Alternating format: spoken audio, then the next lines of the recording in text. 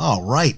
Knicks' first 7-game win streak since 2012. And you know what? Tonight, Patrick Kane makes his first appearance with the Rangers against the Ottawa Senators tonight. It's Kane night. And, Ethan's going to the game tonight.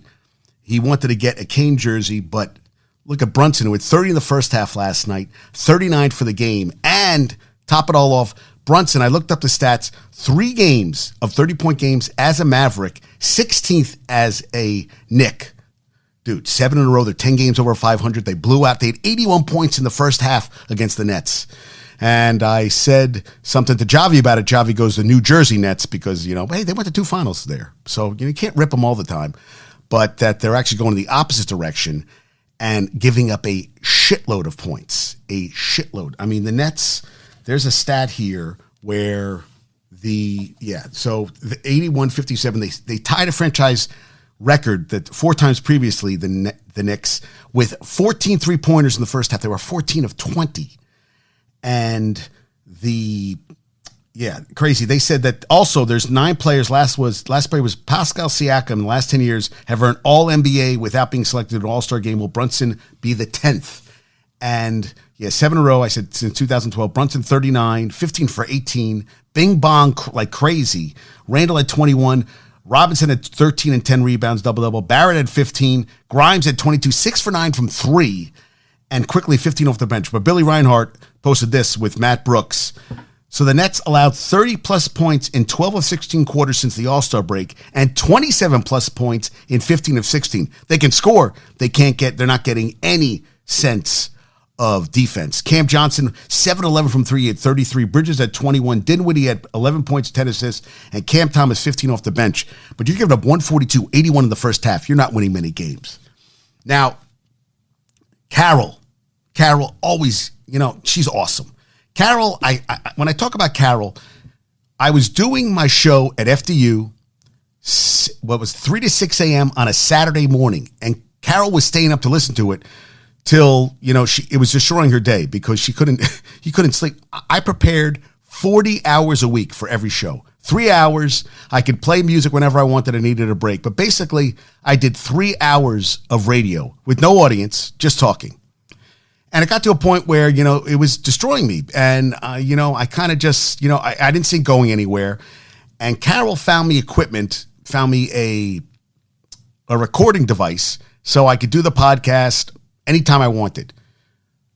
That ended, that experience led to where I am right now doing show 1234.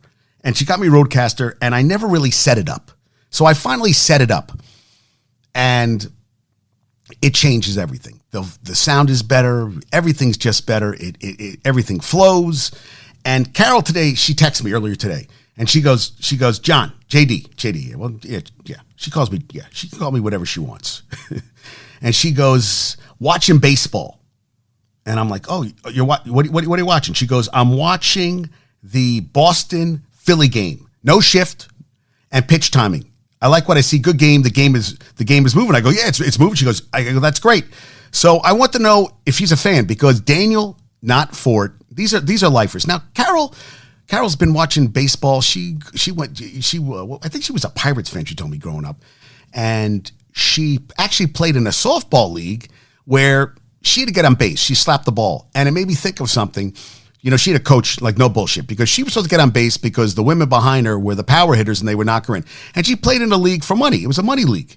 And, it was serious. It was no bullshit. That's why I said, was it you socialized? She goes, no. You played the game and then afterward you went out and that's when you would, afterwards. But the game was serious stakes. It was for money and she was a good player. Like Carol was born that if she was playing now, she would have been a college superstar. Carol is just, there's some people that are just athletes. Carol's an athlete. She's had both hips replaced. It made me think of a story when, well, let me finish what we're talking. So I know I'm going off the rails a little bit. So she likes the changes, Daniel, and she's a lifer, but she likes the game sped up. She said it was too slow. I brought up how Jeter, every time he went out of the box, he'd take his batting glove and Velcro, or as my mom says, Velcros, and take it on and off and everything. And it drives you crazy. It's just so goddamn slow. and she said it made her crazy too. I think I like it better, faster. You only get one time out as a hitter. You got to come back in, so you got to think fast, react, and hit, which I like. And she said she's really enjoying herself. I didn't like the shift.